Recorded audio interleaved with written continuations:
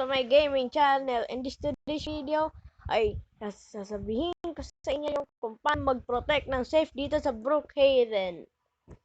First, mag-buy kayo ng house muna. Dalawang ano lang to 300. Pinutin nyo to. Pinat kayo na kung anong gusto nyong bahay.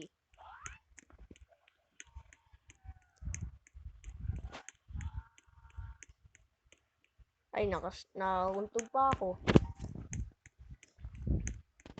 Isa. Kumuha kayo ng props.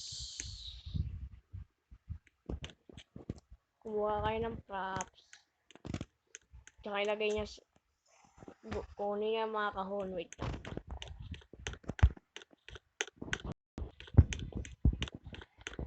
Diba ito yung safe nyo, guys? Diba ito yung safe nyo, guys? Diba ito? Ito. Diba yan ang safe nyo? Pindutin nyo itong props nyo.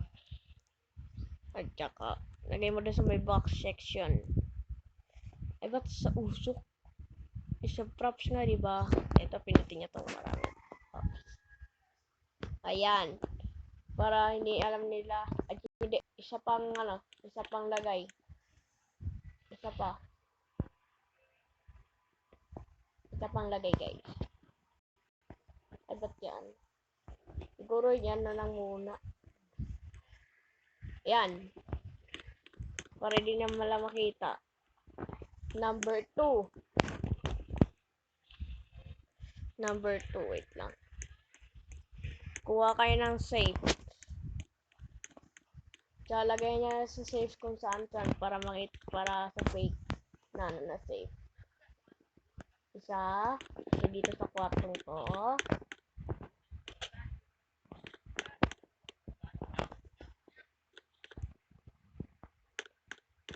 Isa.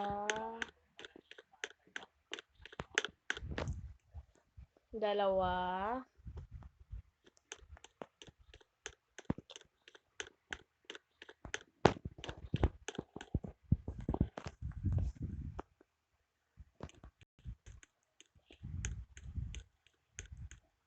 At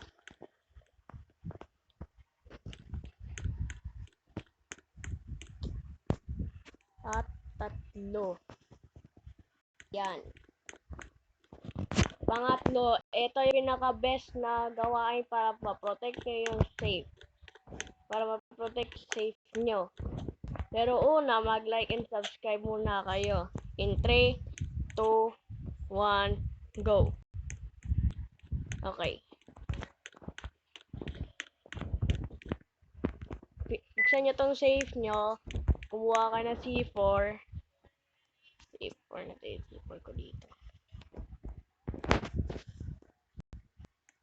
At saka, i-place nyo dito.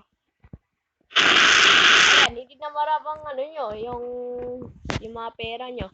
So guys, dito na kahit sa kahit sa ibang tao, hindi na nila mararab yung pera mo. Kahit pagpindutin pa to, hindi na mararab yan. So guys, dito na nagtatapos yung natin ngayon.